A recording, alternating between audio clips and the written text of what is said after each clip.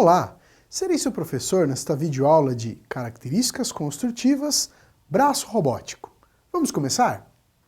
Os temas para esta aula serão Anatomia dos braços mecânicos, juntas, órgão terminal, mão robótica e ferramentas. Vamos começar falando da anatomia do braço mecânico. Quando nós falamos de anatomia, nós vamos nos recordar do corpo humano. E o que tem a ver o corpo humano com a robótica? Bom, com o passar do tempo, nós vimos na história que vários tipos de robôs passaram a ser desenvolvidos. Mas o robô mais utilizado na atualidade é o chamado manipulador industrial. Esse é o tipo de robô que é muito utilizado nos diversos segmentos da indústria de transformação. E esses braços robóticos, ou manipuladores industriais, eles são muito semelhantes à anatomia do corpo humano, mas com as suas características próprias. Vejam só, nós vamos ter aqui as juntas, que serão, na verdade, a ligação entre os elos. Os elos são o que vai conectar a base do braço robótico até chegar próximo da sua movimentação. Então nós vamos ter basicamente os elos, que são as várias partes do braço robótico, e as juntas conectando esses elos. Agora, nesta imagem ao lado, fica muito mais fácil entender por que nós chamamos de anatomia dos braços mecânicos. Vejam só, muitas partes semelhantes ao nosso corpo humano.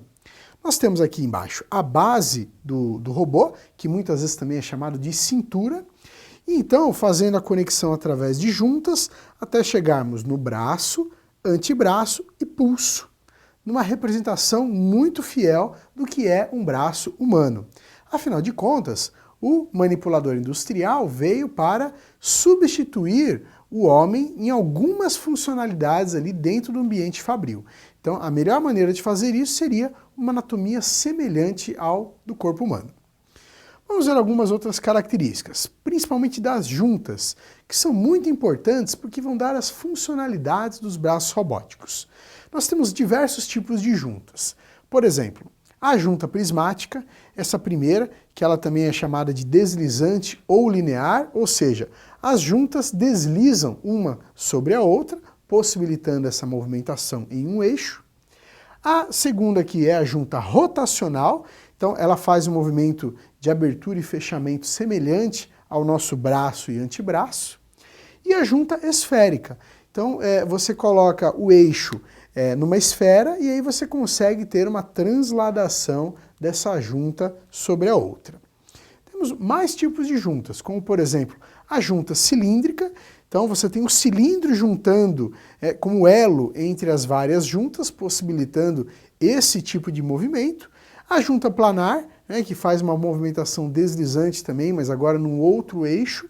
E a junta parafuso. Então o elo é transformado num parafuso, dando essa característica na movimentação das juntas. Quando nós falamos das juntas rotativas, nós vamos ter alguns tipos. E são tipos muito usados na robótica, então nós já chamamos de cara de juntas rotativas do tipo T, R e V. Agora vamos ver um pouco de característica de cada uma delas. A junta T é a chamada rotativa de torção, ou torsional. Vejam só, nós temos aqui a ligação nos dois eixos das nossas juntas, e então perceba que esses eixos eles entram e saem no mesmo sentido. Então você tem o mesmo sentido da chegada do movimento e da saída do movimento. Essa é a característica da junta rotativa de torção. Perceba que aqui na junta rotativa rotacional, ou a junta rotativa R, nós temos o movimento chegando no eixo e saindo no outro eixo radial.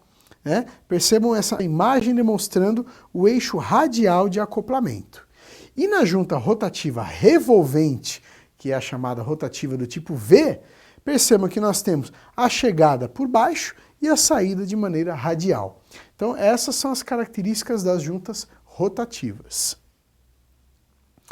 Agora, quando nós chegamos na fase final, ou seja, o braço robótico, o manipulador industrial, manuseando o equipamento, nós vamos utilizar do órgão terminal. E o órgão terminal pode ser de diversos tipos. Na verdade, vai depender muito da aplicação do manipulador industrial. Vamos imaginar, por exemplo, que um manipulador industrial precise pegar um capô de um carro. Então, uma peça metálica pesada, o capô de um carro, precisa ser levado de uma parte da produção para outra. Qual seria a melhor maneira de nós pegarmos esse capô desse carro? Nós temos que pensar numa série de características. Nós temos que pensar que é uma peça pesada, nós temos que pensar que é uma peça que não pode ser amassada, que não pode ser arranhada. Então, existe toda essa preocupação na hora de determinar qual será o órgão terminal. O órgão terminal mais indicado nesse caso seria um eletroímã. É um ímã que a gente possa ligar e desligar e que tenha área suficiente para suportar esse capô desse carro. Agora vamos imaginar, por exemplo, um manipulador industrial precise, como alguns vídeos que eu já vi, ele precise rosquear uma porca ou rosquear uma lâmpada num bocal. Então tem que ser um órgão terminal que tenha condições de tocar essas peças e que tenha uma sensibilidade suficiente para proporcionar esse movimento. Então nós vamos ter aqui, por exemplo, esse órgão terminal de 3 dedos, articulados, que pode realizar essa funcionalidade. Ou então nós temos as diversas pinças. Vejam só quantas pinças nós temos aqui. As pinças que fecham, as pinças que abrem para pegar os objetos, as pinças que já têm formatos cilíndricos para abraçarem os objetos, ou até mesmo essa articulada aqui, que consegue abraçar o objeto em diversas formas.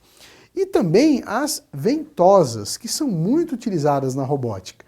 As ventosas, elas conseguem proporcionar o vácuo. Então você consegue, através da sucção, segurar os diversos objetos. Então esses órgãos terminais são muito importantes para as aplicações do manipulador industrial. E então nós vamos chegar às mãos robóticas. Por quê? O melhor órgão terminal que nós podemos ter na ponta de um manipulador industrial é uma mão robótica. Afinal de contas, nós seres humanos realizamos diversas funcionalidades através das nossas mãos. Por quê? As nossas mãos, elas são bastante articuladas. Então nós conseguimos segurar qualquer tipo de objeto. Então, quando a gente representa a mão humana aqui na mão robótica, nós vamos dar essa funcionalidade para o manipulador industrial. Para você ter uma ideia, para fazer essa analogia, precisou-se construir a mão robótica com 22 pontos de articulações para que a mão robótica tenha a mesma movimentação que a mão humana.